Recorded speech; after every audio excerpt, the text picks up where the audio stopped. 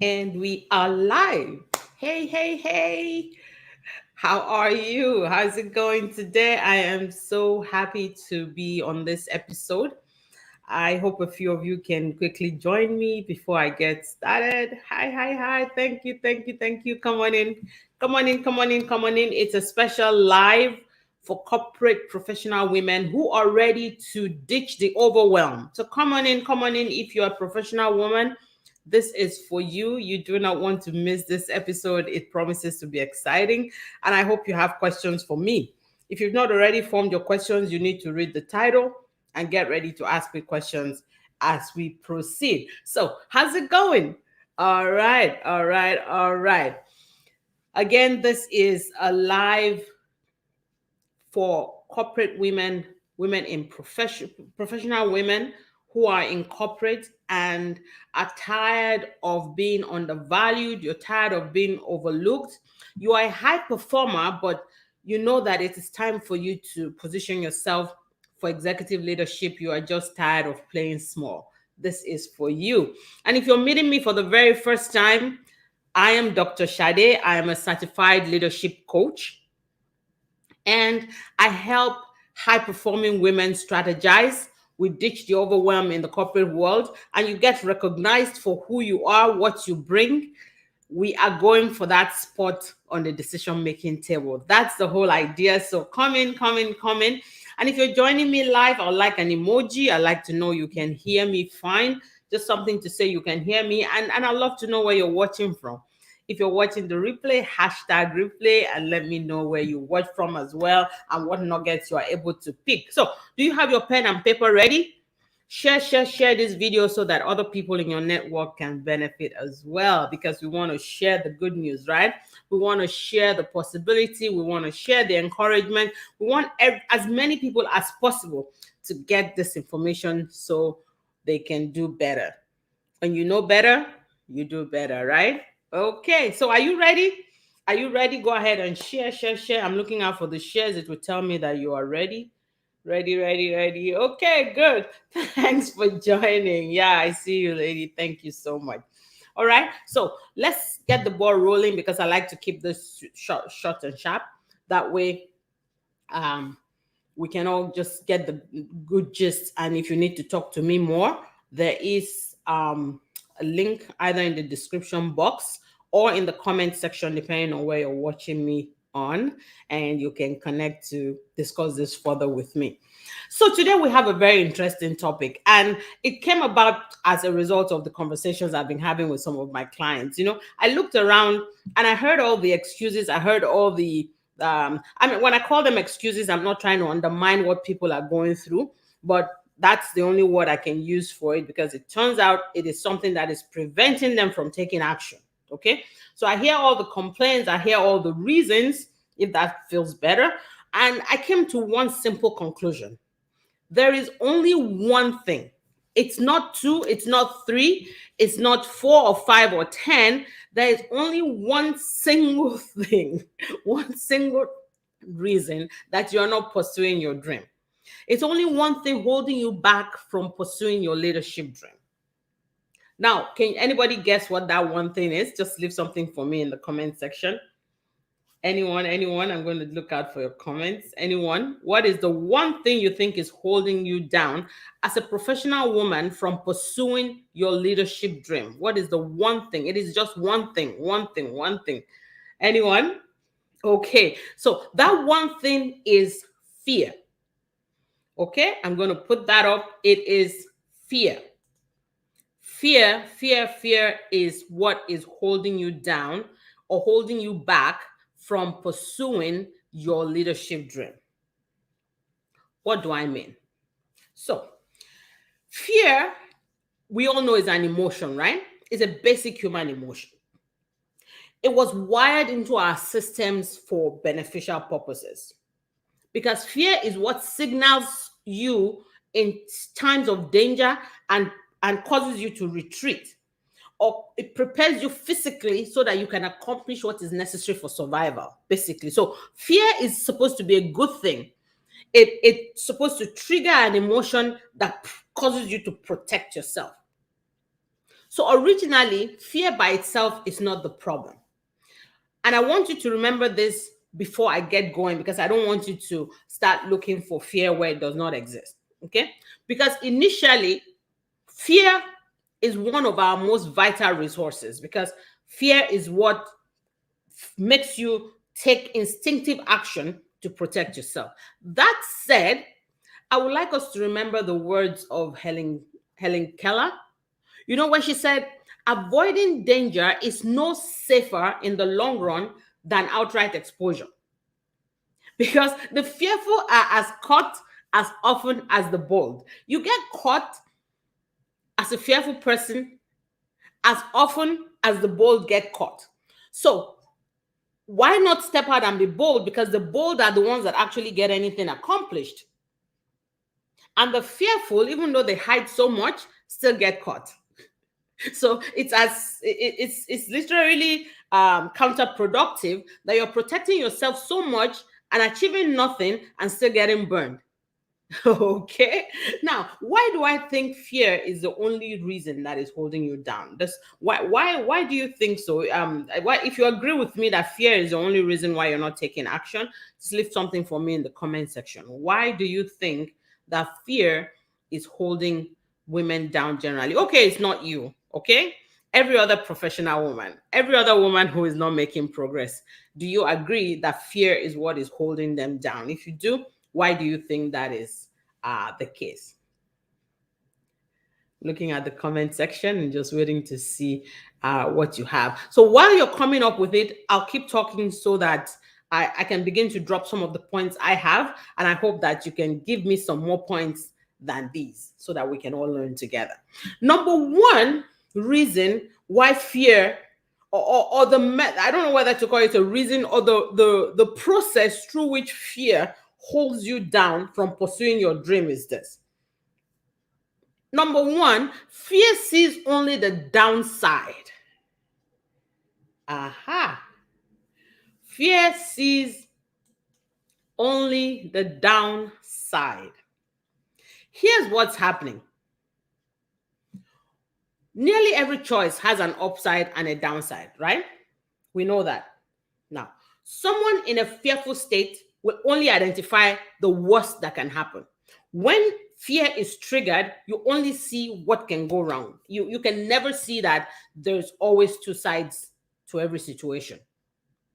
So when you have an opportunity for a new position and you become fearful, no matter how qualified you are for that position, it will be impossible for you to get it, because you will tell yourself everything that can go wrong. The fear in you will process everything that can go wrong. And at the end of the day, you will not take the steps required for you to rise to that position of executive leadership. So you see how fear is working to keep you down just by helping you see or causing you to see only what can go wrong.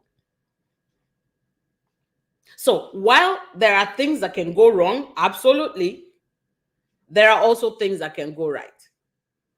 Okay?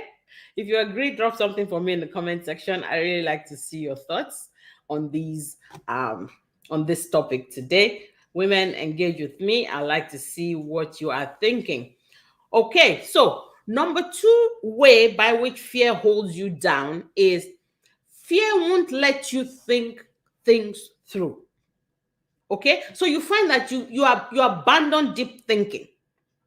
You find that you begin to terminate your thoughts before they are fully formed. Before you completely reason out a situation, you terminate it and move to other things because you don't want to face the reality of it. That's what fear will do to you. So you are unable to step back and analyze your options. Ask yourself some tough questions. Sometimes ask others some tough questions. If you're unable to step back and do this analysis, you're operating with fear because it truncates your deep thinking. Deep thinking requires some analysis. It requires some self-reflection. It requires deep considerations, and fear will not let you think it through. Now, if you're unable to think it through, then you will not take the required steps. You will not make the required moves. You will not do the required connections. and then you don't achieve the purpose. So you see how fear is holding you down from pursuing your dream. Okay, I like to say that this live is specifically for professional women who want to thrive in their corporate career. But the fact is that a lot of the principles I teach are based on personal development, life, and leadership in general. So if you apply the same principle in any other aspect of your life, you will find that it will also work for you. Okay? Even though I'm targeting women who are in the corporate world and who want to thrive and become executive leaders, these tips and these principles will work for every aspect of your life. So I've had a few people ask me, what about the men? Men, this is for you too.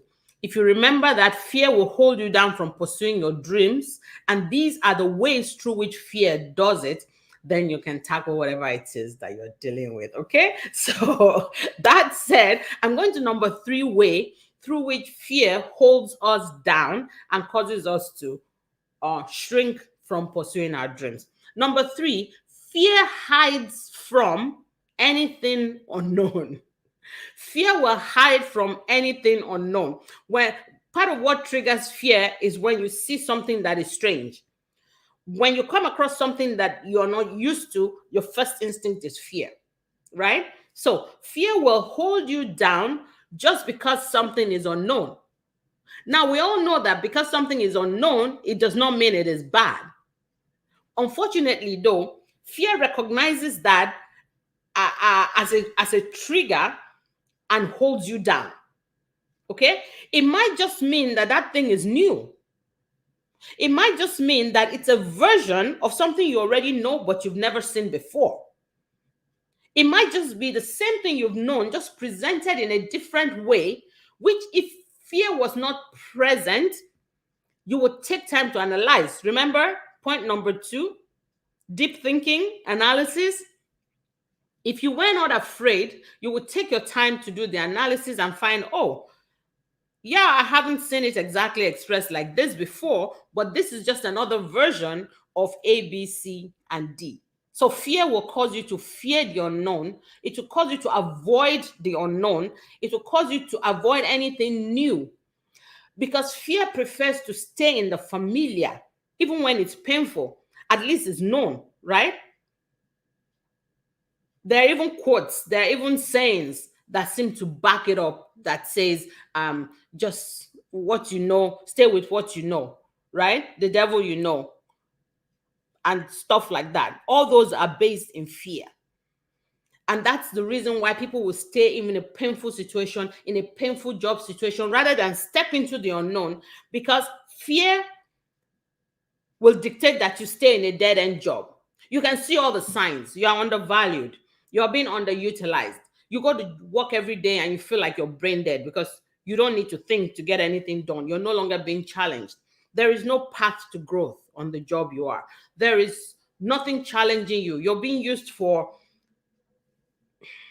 tasks that are really out of your job description or really low for your qualification and education and your talents. People just come, they pick your brain, they use it to achieve good things, and you're never recognized. You don't get the compensation monetarily, you don't get the recognition and all that. The signs are there. I posted this week, I believe, something on my page. You need to go and look at it, about the 5 signs that it is time for you to make a shift. Okay, all the signs are there. You can see it. You're being literally undervalued. You work, no matter how hard you work, if you look at it, no matter how conservative you are, no matter how you calculate it, you're never going to break free from your money worries, even though you work so hard. That's a problem.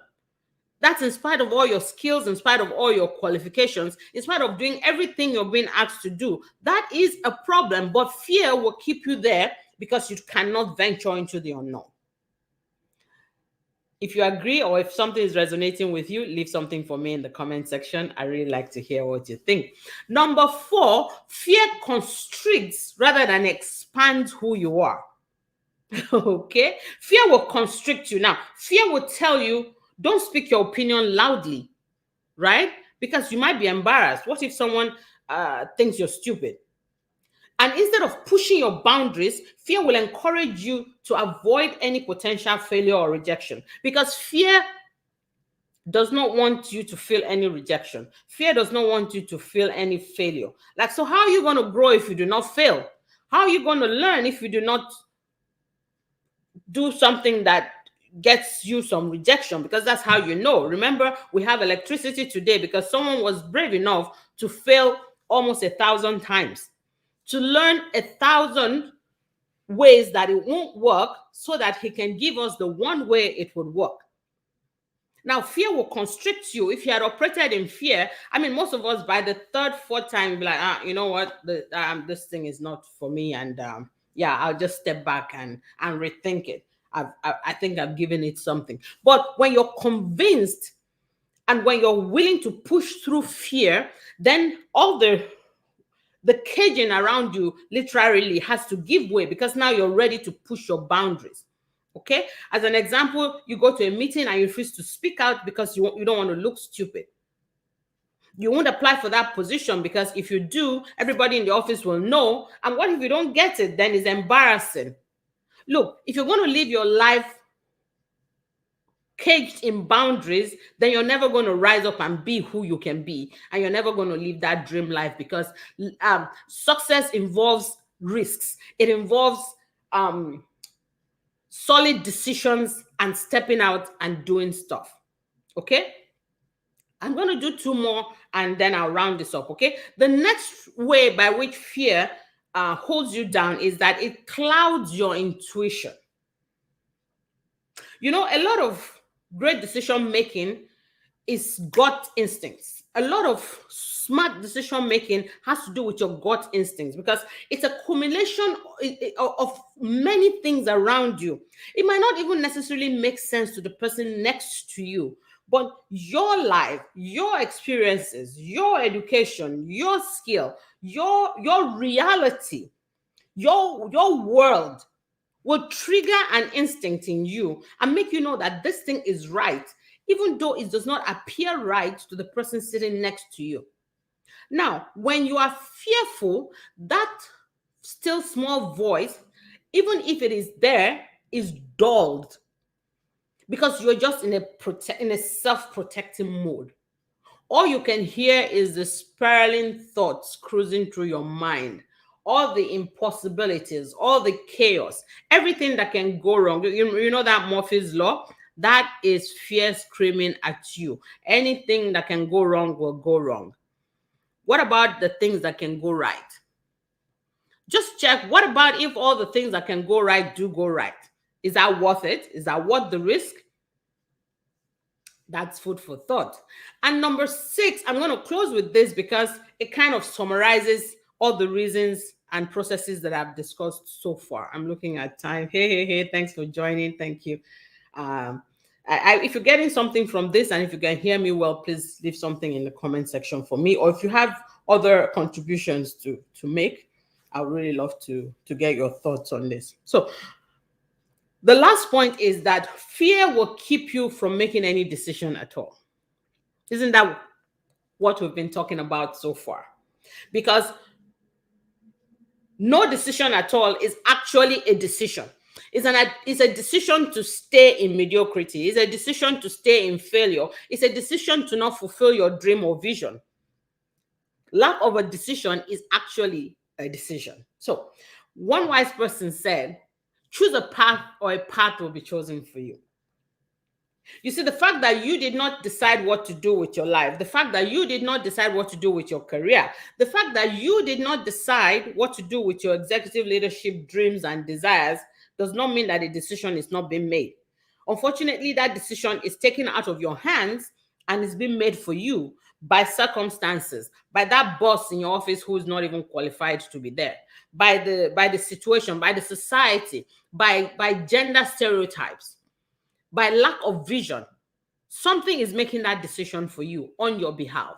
And that's why you find that you're stuck and you keep spinning your wheel. And you keep spinning your wheel. And it looks as if no matter what you do, things are not moving, and you're not rising in your career, and you're still struggling with money, and you're still feeling underutilized, and you're still feeling as if you can literally leave your brain at home and go to this job. Okay. Now, even when it does not freeze you completely, fear keeps you second guessing yourself. You keep wondering, so am I really good enough, or am I doing it properly, or is this person better than me, or do I deserve this position, or are they watching me? Am I going to be relieved of this position soon? When you operate in fear, you can never really be your best, and then you start to make mistakes, the same mistakes that will cause the things you fear to happen. Okay. So rather than let fear motivate you, you need to flip it on its head, and turn it into something that causes you to rise above it. Okay.